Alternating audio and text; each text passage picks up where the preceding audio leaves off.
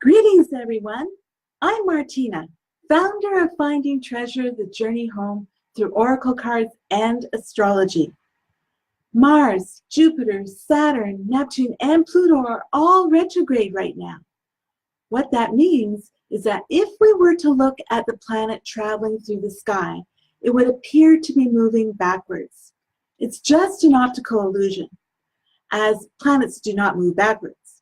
The interesting thing, though, is that energetically things do change.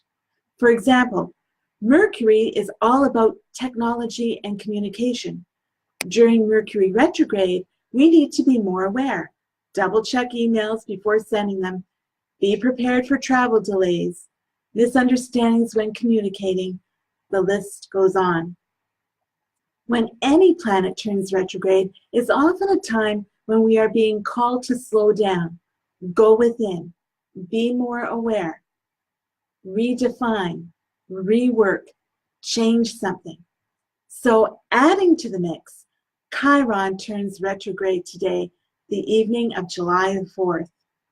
What's Chiron, you might ask? Never heard of it. I'll be happy to tell you. Discovered in 1977 by Charles Kowal. I'm not sure if I'm pronouncing his name right. Spelled K-O-W-A-L. Chiron was initially called an asteroid and classified as a minor planet and was later found to exhibit the behavior of a comet. So today it's classified as both a minor planet and a comet. Chiron is named after the centaur Chiron in Greek mythology. I'm not an expert in Greek mythology. And if you're curious to know more about the mythology of Chiron, just Google it. There's lots of information out there. Let's just say that Chiron was a good centaur, kind, wise, noble, and just. He was primarily a teacher and also known as a great healer, an astrologer, an oracle, the father of medicine and chiropractors, surgery, herbal medicine, and skilled at hunting, gymnastics, and warfare. He was wounded in battle, and Chiron, who could heal others, could not heal himself, and was left burning with pain. Hence, he became known as the wounded healer. Astrologically, Chiron shows where and how there have been woundings in our life. If we are willing, this awareness can lead to a turning point so that healing can take place in our life. The signs tell us we have been wounded, how we have been wounded. The planets tell the kind of wound. The houses tell the areas of our lives that are affected. For me, Chiron is in the sign of Aquarius, which tells me that relationships can be healing and powerful for me. It's also in my 4th house, which represents home. So this is where my deepest wounding can and has been, with family growing up and in relationship with my husband, being intense at times, even turbulent, but definitely transformative. It's in Aquarius that I will find my healing. That's the beauty and gift of Chiron. The wounded healer is also the great teacher. And if we're open and willing to be teachable, we too can be transformed. Our greatest weaknesses can become our greatest strengths. Remember St. Paul, who pleaded with the Lord 3 times to take this thorn, his struggle, away, and the Lord's response? Paul does not specify the nature of his thorn, and none of his writings directly tell us what it is. Throughout church history, there's been a significant amount of speculation about what Paul was referring to, from some form of physical infirmity, a speech impediment, persecutions and accidents that he had after his conversion to Christianity, even his temper, which often left him feeling remorseful and humiliated. Nothing is conclusive. What is important is the Lord's response.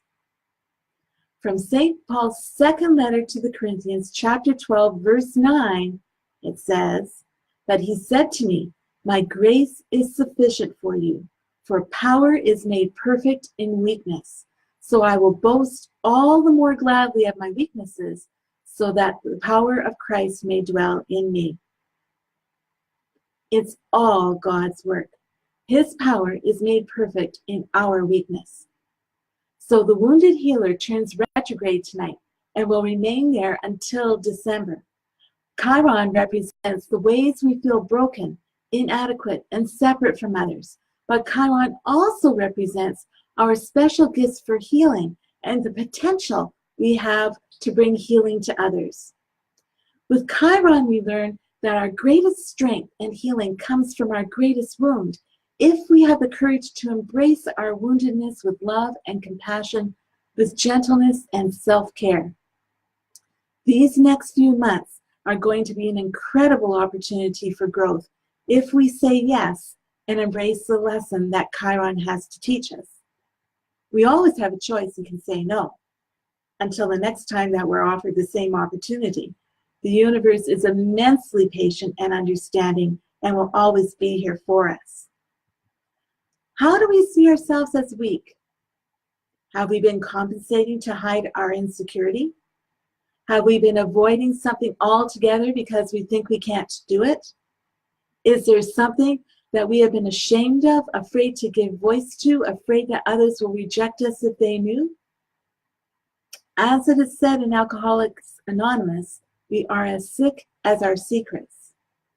The time is now to bring things into the healing light of God's love.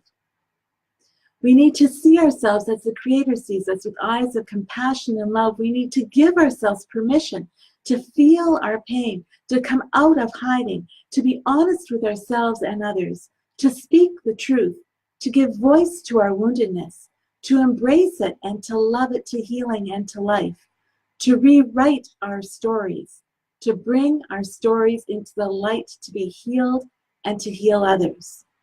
That's the gift of healing that we can bring to the world. We may be the one that someone else needs. For me, I grew up with the rules: don't talk, don't trust, don't feel.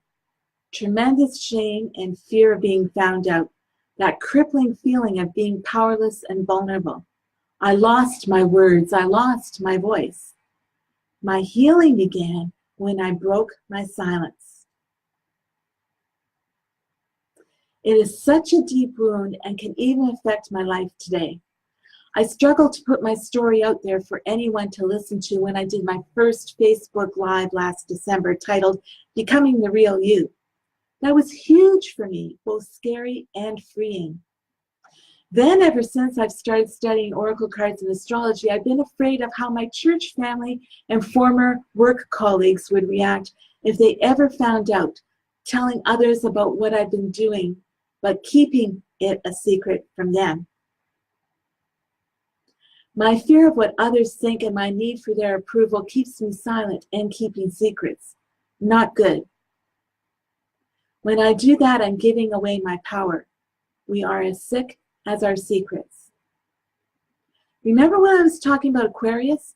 Aquarius is an air sign, talkative, freedom thinker, independent, observant. Thus, in Aquarius, I'm called to find my words, my voice. Now is the time to take my power back and come out of hiding. I need to follow where the Lord is leading me and to have the courage to say yes, all in divine, appropriate timing. That time is now. The Lord has gifted us with Chiron. Just as the Creator set the stars in the heavens, one star in particular that led those three wise men, some legends say there were four, and I affectionately call them the three wise guys. Just as that star led them, let Chiron bring us home and lead us on our journey. Discover the treasure that Chiron wants to reveal, and let Chiron bring us home to source, to love, to light. The heavens are indeed telling the glory of God.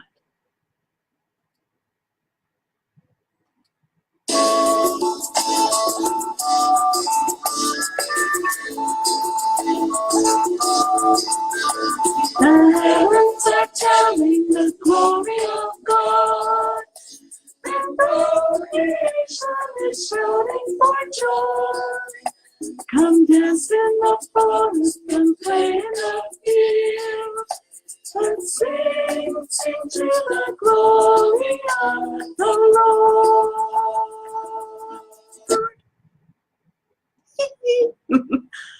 That's the Canticle of the Sun by Marty Hogan. You can find it on YouTube. I love that song. Can't get it out of my head these days. Are we listening? Are we celebrating God's work in us? Are we proclaiming His greatness unabashedly, unapologetically for others to hear? Let's find our voice, speak our truth, and celebrate the power that God has gifted us. If I can be of any help to you, ask me for a reading.